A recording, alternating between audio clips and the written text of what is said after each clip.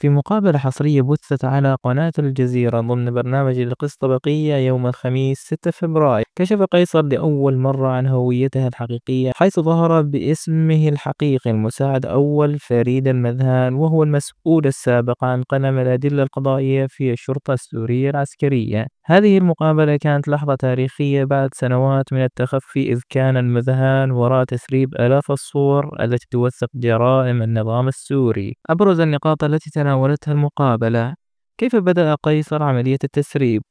عمل المذهان في قسم الأدلة الجنائية، حيث كانت مهمته توثيق الجثث التي تصل من الأفرع الأمنية إلى المستشفيات العسكرية. لاحظ تزايد عدد الجثث ووجود علامات تعذيب وحشية عليها، مما أثار شكوكه ودفعه للتفكير في توثيق هذه الجرائم. بدأ بتهريب الصور سرًا إلى الخارج من مكان عمله باستخدام أقراص تخزين صغيرة USB، معرضًا حياته للخطر.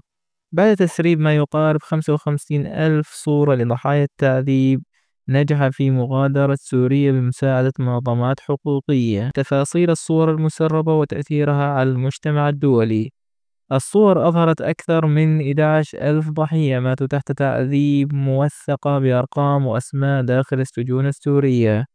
أثارت الصور صدمة عالمية، وكانت الأساس لفرض الولايات المتحدة قانون قيصر لحماية المدنيين في سوريا عام 2020. أدت هذه التسريبات إلى إدانات واسعة من قبل الأمم المتحدة ومنظمات حقوق الإنسان، وأصبحت دليلاً على الجرائم ضد الإنسانية في سوريا. معاناة المذهان بعد التسريب ومخاطر كشف هويته: أوضح أنه اضطر للعيش في الظل سنوات خوفًا من عمليات انتقامية من النظام السوري البائد. عانى من تهديدات مستمرة لحياته، واضطر لتغيير أماكن إقامته عدة مرات، حيث تمكن من الحصول على حماية دولية.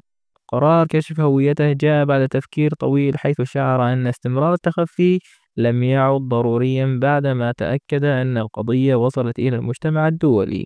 موقفه من قانون قيصر وتأثيره على السوريين: قال المذهان إنه يشعر بالذنب لأن العقوبات الناتجة عن قانون قيصر أثرت بشكل سلبي على الشعب السوري وليس فقط النظام. دعا إلى تخفيف العقوبات بحيث تستهدف المسؤولين عن الجرائم فقط دون الإضرار بالمدنيين.